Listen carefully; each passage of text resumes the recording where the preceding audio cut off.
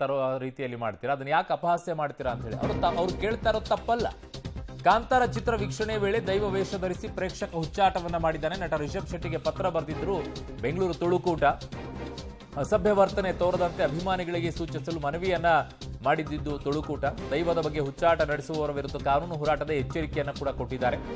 ಕಾಂತಾರ ಚಿತ್ರ ವೀಕ್ಷಣೆ ವೇಳೆ ದೈವ ವೇಷ ಧರಿಸಿ ಪ್ರೇಕ್ಷಕ ಹುಚ್ಚಾಟವನ್ನ ಮಾಡಿದ್ದ. ಅವನನ್ನು ಒಳಗಡೆ ಬಿಟ್ಟಿದ್ದೆ ಮೊದಲನೇದಾಗಿರುವಂತ ತಪ್ಪು. ಆ ಥಿಯೇಟರ್ ಇದೆಯಲ್ಲ, ಅವ್ರಿಗೂ ಕೂಡ ಮೊದಲನೇದಾಗಿ ಕೇಸನ್ನು ಹಾಕಿ ಅದಾದ ನಂತರ ಅವನಿಗೂ ಕೇಸ್ ಹಾಕಬೇಕು. ಕಾಂತಾರ ಚಾಪ್ಟರ್ 1 ಸೀಕ್ವೆನ್ಸ್ ರಿಲೀಸ್ ಆಗಿದೆ. ಬಹಳ ದೊಡ್ಡ ಮಟ್ಟದ ಯಶಸ್ಸನ್ನು ಕೂಡ ಕಂಡಿದೆ. ಆದರೆ ಕೆಲವೊಂದಷ್ಟು ಕಡೆ ಅಭಿಮಾನಿಗಳು ದೈವದ ವೇಷಗಳನ್ನು ಧರಿಸಿ ನಡೆಸ್ತಾ ಇರುವಂಥ ಹುಚ್ಚಾಟ ಕೆಲ ನಂಬಿಕೆಗಳಿಗೆ ಕೂಡ ಧಕ್ಕೆಯನ್ನು ಉಂಟು ಮಾಡ್ತಾ ಇದೆ. ಈ ಸಂಬಂಧ ಈಗಾಗಲೇ ಚಿತ್ರದ ನಾಯಕ ನಟ ರಿಷಬ್ ಶೆಟ್ಟಿಗೆ ಬೆಂಗಳೂರು ತುಳುಕೂಟದಿಂದ ಪತ್ರವನ್ನು ಕೂಡ ಬರೆಯಲಾಗಿದೆ. ಏನು ವಿಚಾರ, ಯಾಕಾಗಿ, ಇವೆಲ್ಲವನ್ನು ಕೂಡ ಮಾತನಾಡಲಿಕ್ಕೆ ನನ್ನೊಟ್ಟಿಗೆ ಅಧ್ಯಕ್ಷರಾಗಿರುವಂಥ ಸುಂದರರಾಜ್ ರೈ ಅವರು ನಮ್ಮೊಟ್ಟಿಗಿದ್ದಾರೆ. ಮಾತನಾಡಿಸ್ತೇನೆ ಸರ್. ಈಗ ರಿಷಬ್ ಶೆಟ್ಟಿಗೆ ಪತ್ರವನ್ನು ಬರೆದಿದ್ದೀರಿ. ಒಂದಷ್ಟು ಕಡೆಗಳಲ್ಲಿ ತಾವು ಕೂಡ ಗಮನಿಸಿದಿರಿ, ಉಚ್ಚಾಟಗಳು ಸಾಮಾನ್ಯವಾಗಿ ಆಗ್ತಾ ಇದೆ. ಯಾಕಂದರೆ ದೈವ ಅನ್ನುವಂಥದ್ದು ಒಂದು ನಂಬಿಕೆ, ಅದು ನಂಬಿಕೆಯಾಗೇ ಇರಬೇಕು.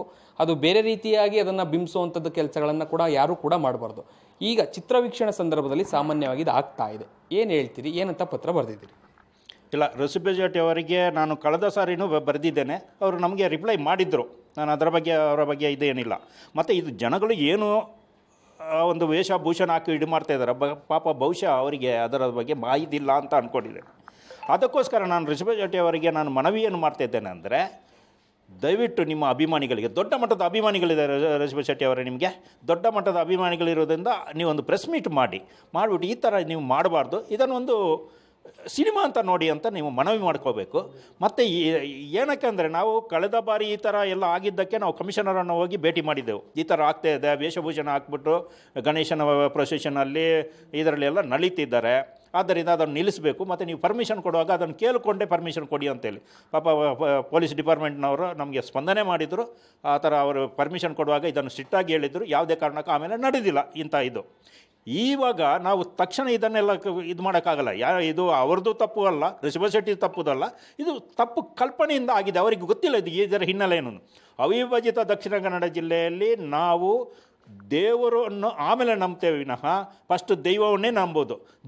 ದೇವರು ಅಂತ ಕರಿತೇವೆ ವಿನಃ ದೇವರ ದೈವ ಅಂತ ಕರೆಯೋಲ್ಲ. ಹಾಗಂತೇಳಿ ಬೇರೆ ಬೇರೆ ಇದಕ್ಕೆ ಅರ್ಥವನ್ನು ಯಾರು ಕಲ್ಪಿಸ್ಕೊಳ್ಳಬಾರ್ದು. ಯಾಕಂದ್ರೆ ನಾವು ನಮ್ಮ ಮನೆಯಲ್ಲಿ ಆಗುವಂಥ ದೈವಗಳಾಗಲಿ, ನಮ್ಮ ಊರಲ್ಲಿ ಆಗುವಂಥ ದೈವ ಆಗಲಿ, ನಮ್ಮ ತಾಲೂಕಲ್ಲಿ ಆಗುವಂಥ ದೈವಗಳು, ಅದು ನಮ್ಗೆ ಸಂಬಂಧಪಟ್ಟವಂಥ ವಿಚಾರಗಳು, ನಮ್ಮ ನಂಬಿಕೆ ಅಂತ ವಿಚಾರಗಳು.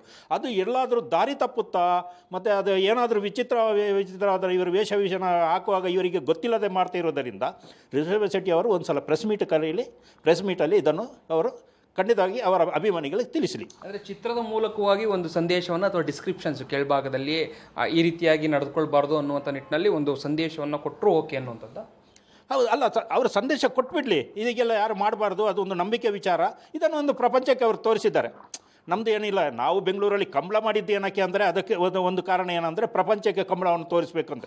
ಆಮೇಲೆ ತಾನೇ ಅದು ಪ್ರಪಂಚಕ್ಕೆ ಗೊತ್ತಾಗಿದ್ದು. ಅಷ್ಟೇ ಬರೀ ಅವಿಭಜಿತ ದಕ್ಷಿಣ ಕನ್ನಡ ಜಿಲ್ಲೆಯಲ್ಲಿ ಮಾತ್ರ ಇತ್ತು. ಇದನ್ನು ಅಷ್ಟೇ ಒಂದು ಭೂತ ಆರಾಧನೆ ಇದನ್ನು ಅವರು ತೋರಿಸಿದರು. ಅದನ್ನು ವಿಕೃತವಾಗಿ ಅದು ಆಗ್ತಾ ಇದೆ. ಅದಕ್ಕೆ ನಮಗೆ ಹೆದರಿಕೆ ಆಗ್ತಾ ಇದೆ. ಅದಕ್ಕೆ ಅವರು ರಿಷಬ್ ಶೆಟ್ಟಿ ಅವರು ಒಂದು ಸಲ ಒಂದು ಮನವಿ ಮಾಡಿದರೆ ಸರಿ ಹೋಗ್ಬೋದು ಅಂತ ಅಂದ್ಕೊಂಡಿದ್ದೇವೆ. ಒಂದು ವೇಳೆ ಅದಕ್ಕೆಲ್ಲ ಸ್ಪಂದನೆ ಸಿಗಲೇ ಇಲ್ಲ ಅಂತ ಹೇಳಿದರೆ ನಾವು ಕಮಿಷನರನ್ನು ಒಂದು ಸಲ ಭೇಟಿ ಮಾಡ್ತೇವೆ. ಆ ಕಮಿಷನರ್ ಏನು ಹೇಳ್ತಾರೆ ನೋಡ್ತೇವೆ. ಅವರ ಇದರ ಮೇಲೆ ನಮ್ಮ ಹೋರಾಟವನ್ನು ಆಮೇಲೆ ಮುಂದುವರಿಸ್ತೇವೆ ನಾವು. ಇದಿಷ್ಟು ಬೆಂಗಳೂರು ತುಳುಕೂಟದ ಅಧ್ಯಕ್ಷರಾಗಿರುವಂಥ ಸುಂದರರಾಜ್ ರೈ ಅವರ ಮಾತು. ಚಿತ್ರವನ್ನಾಗಿ ಮಾತ್ರ ವೀಕ್ಷಣೆಯನ್ನು ಮಾಡಿ, ಯಾರ ನಂಬಿಕೆಗಳಿಗೂ ಕೂಡ ಧಕ್ಕೆ ಉಂಟು ಮಾಡುವಂಥ ರೀತಿಯಲ್ಲಿ ವರ್ತನೆಗಳನ್ನು ತೋರಬೇಡಿ. ಈ ಸಂಬಂಧ ನಾಯಕ ನಟ ರಿಷಬ್ ಶೆಟ್ಟಿ ಕೂಡ ಆ ಜವಾಬ್ದಾರಿಯನ್ನು ಅರಿತುಕೊಂಡು ಈ ಬಗ್ಗೆ ಒಂದು ಸಂದೇಶವನ್ನು ಕೊಟ್ಟರೆ ಸೂಕ್ತ ಅನ್ನುವಂಥ ಇವ್ರ ಮಾತು. ಕ್ಯಾಮ್ರಾ ಪರ್ಸನ್ ಬೀರಪ್ಪ ಜೊತೆ ರಾಘು ಮರಿಸ್ವಾಮಿ, ಪಬ್ಲಿಕ್ ಟಿವಿ, ಬೆಂಗಳೂರು.